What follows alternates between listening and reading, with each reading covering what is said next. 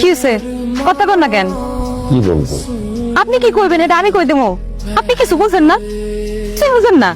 বুঝতে চাই 3টা বছর ধরে তো 1 লাখ টাকা প্রেম করলেন, আমি তো কিছুই করতে পারলাম না। একলা একলা প্রেম করলাম মানে? মানুষ প্রেম করে কেমনে? একজন প্রপোজ করে আরেকজন একসেপ্ট করে। আপনি প্রপোজ করতে পারছেন আমাদের? 3টা বছর কম সময়, 3টা বছরে এখনকার বয়ফ্রেন্ড গার্লফ্রেন্ড হাত ধরে চুমা থাক ওরকম কিছু না, মানে হাত ধরে গভীর সম্পর্ক করে ফেলায়। আমরা তো কিছুই করতে পারলাম না, আপনি আই লাভ ইউ করতে পারলেন না আমারে।